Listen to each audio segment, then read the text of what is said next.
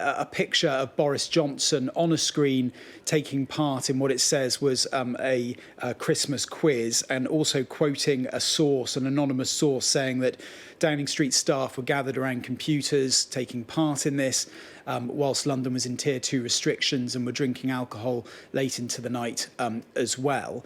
Now, Downing Street has put out a statement in response to this in which it said this was a virtual quiz. Downing Street staff were often required to be in the office to work on the pandemic response, so those who were in the office for work may have attended virtually from their desks. The Prime Minister briefly took part virtually in a quiz to thank staff for their hard work throughout the year. It is raising questions, though, I think, about those flat-out denials that Number 10 and Boris Johnson issued around rule-breaking and parties this time last year, and how much he knew about it.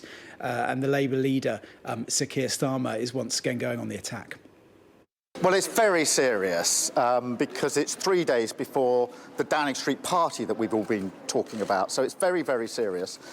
Serious because the Prime Minister's lost the authority to lead. He's so weak, his party is so divided, he can't provide the leadership we need at this crucial time. He's the worst possible leader at the worst possible time.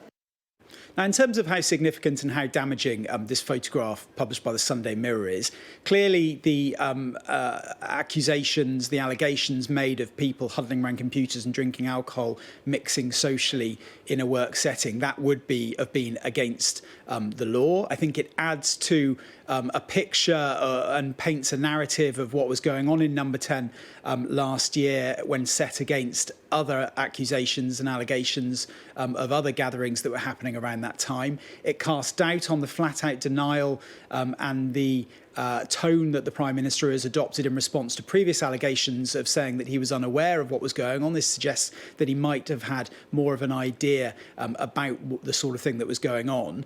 On that specific photo, though, and this was essentially what the defence from Nadeem Zahawi was this morning, the photo in itself may not be as damaging as some of the other accusations. Yes, he is sat around a table with two aides wearing Christmas decorations, and you could say that represented mixing that was against the rules. But what it does not show, and it is not as damaging as some feared, I think, it doesn't show the Prime Minister in a face-to-face situation in a packed room. So I don't think it is necessarily as bad as it could be, but in a week where he's facing a tight vote in the Commons and potentially a tight by-election, it would be the last thing that Number 10 want, because it does put Boris Johnson's face on this.